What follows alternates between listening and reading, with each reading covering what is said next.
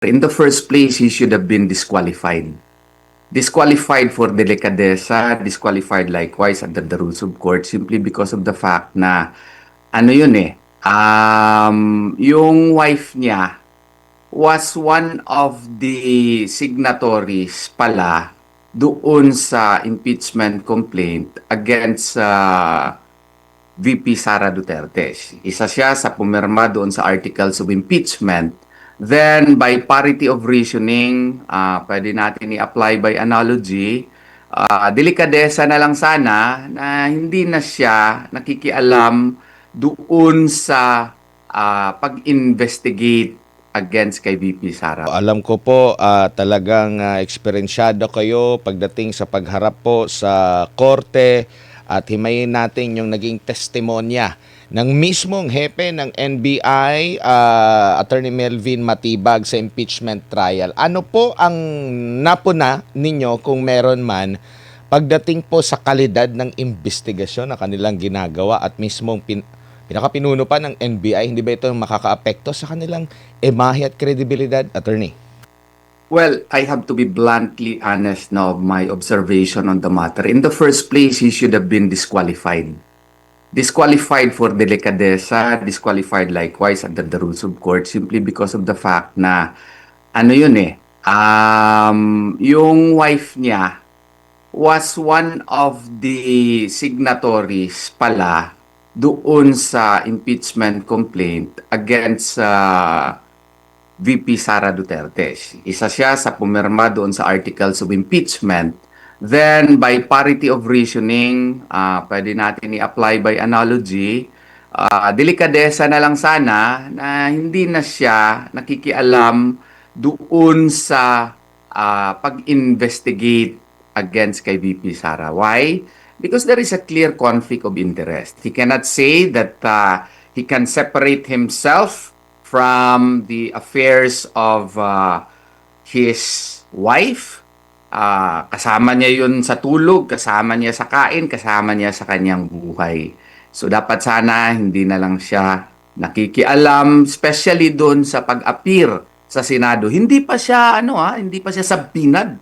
But he voluntarily went to the Senate, and that speaks well of his character perhaps as a public officer. Wala pong personalan ito, pero dapat sana din na lang siya nakialam. But granting for the sake of argument na hindi niya nakita yon, no? Hindi niya nakita yon.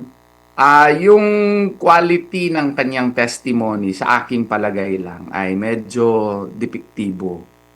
Bakit?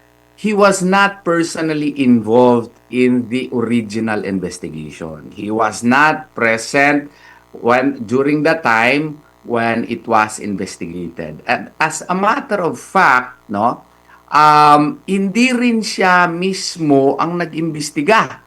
Hindi rin sa panahon niya nangyari yung investigation. So wala talaga siyang personal knowledge. Yung alibay o rason na ginamit ng prosecution na entries, official entries daw iyon, sa akin pong palagay, with utmost due respect, under the rule on evidence, when you invoke that as an exception to the hearsay rule, you only prove the existence of that entry.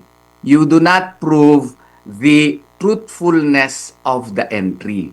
And the truthfulness of the entry in the records of a particular office can only be testified to by the persons involved in the investigation. Hindi siya involved sa investigation So kung baga, he was just but a transmitter of information. So akin to hearsay pa rin. Kaya nga, tama si Attorney Binluan doon, parang chismis lang yung testimonya niya. Maski saan kang,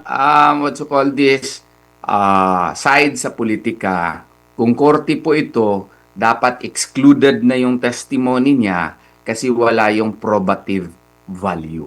Yun Opo. po ang nasa tingin ko. Attorney, normal po ba yung parang may disclaimer ang korte? Kasi parang, sa tingin ko parang disclaimer kasi sinasabi kasi na hindi ibig sabihin yung kayang sinasabi ay pwede nang gamitin. Ito yung yung sa affidavit na ito ay i-take na katotohanan. Kasi yung tanong is yung may personal knowledge ba siya? Pwede ba to or sa regular court as in automatic pag hindi pasok sa kanya yung qualification bilang witness, automatic kung nakaharap man siya pero hindi niya matatapos kumbaga, attorney? Kung hindi niya, it is not within his personal knowledge. Well, ordinarily, kung sa korte yan, hindi yan i-allow sa korte. Wala ka pala dun eh. So, go on other matters. Ganon sana yun. Go on other matters where you have a personal knowledge. Yun ang ordinary na ginagawa sa korte. Or, it may be allowed by the court as an independent relevant statement. Siguro, parang to prove lang na the fact is existing but not necessarily the truth of the matter. It may be allowed under certain conditions. Pero doon kasi sa kanya, parang klarong-klaro na wala talaga siyang personal. He came after the fact of investigation. All of his, what you call, these testimonies came after the fact. So, kumbaga, kung sa korte sana yun, baka i-disallow siya kaagad. Opo, hindi naman sa pangmamaliit sa ilan nating mga senator judge kasi baka yung pag-appreciate nila dito yung parang lahat ng mga naririnig nila ay pwede na. Yun yung ano natin eh. Kasi sa tingin ko, kasi meron kasi ako narinig attorney na wala daw sila doon para impluwensyahan yung korte. Di po ba yan po yung pangunahing rason kung bakit andun sila para impluwensyahan, para mahimok mo ang korte na pumanig sa iyo sa pamamagitan ng paglalatag ng mga ebidensya. Pero paano na lang kung wala kang kasanayan sa mga dapat lamang na yung naayon sa batas, maapektuhan talaga yung desisyon. Yes, yes. I think it is incumbent upon the senators, no, to also brush up on the law, on the matter. Kasi sila yung magdi-decide eh. Hindi naman po pwede na kasi hindi sila abogado, hindi din sila mag-brush up on the rules. Like for example, very basic rule that a witness can only testify to facts they know of their personal knowledge, no? Meaning facts derived from their own perception. Dapat alam ng mga senador yun. And it is also their responsibility to know such fact under the rules on evidence. Kasi tatayo sila as senator judges there. So, dapat alam nila na pag ang testimonya ay not based on a witness own perception, then dapat excluded yan, hindi sana yan i-allow. And kasi inadmissible yan. And it is incumbent upon the senator judges to know such very basic rules. But I do not know. Yun nga sana yung nangyari doon sa kanya. That could have been subjected to mere stipulations eh. Stipulations na lang sana yun. Yung prosecution, dapat nag-propose ng stipulation na siya ang head ng, what you call this, ng NBI. Ito yung sasabihin niya, kasi wala naman siya personal knowledge. Nagsayang lang tayo ng panahon. Puro lang pala chismis yung, what you call this, yung kanyang tinestify doon. And based on his belated headship of the NBI, which really do not have any probative value. Ang importante nga sana nun is, sino yung mga tao na nandun, no, during the actual interview of what you call this, of Vice President Sara Duterte. Hindi ito lumalabas eh. Kasi yung mga tao na present talaga at that time when Vice President Sara Duterte was present, when she allegedly declared the threats, yun sana ang mga tao na may personal knowledge. Kasi sila yung maka-authenticate nung mga tape. Pati nga yung first witness sino yung agent.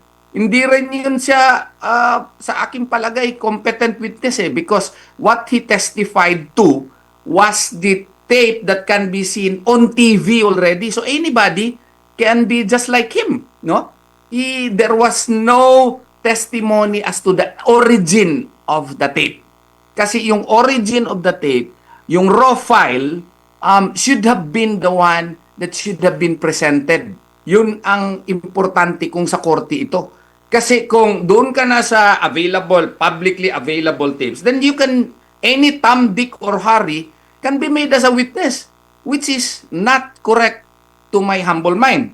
Because what you are seeing are the tapes that can be seen by anyone. You are not actually testifying as to what transpired during the actual interview. Yun ang pinaka-importante sana. Opo. Pero, ewan ko, politika kasi ang nangyayari dito. Bakit natin inaalaw ito? Opo.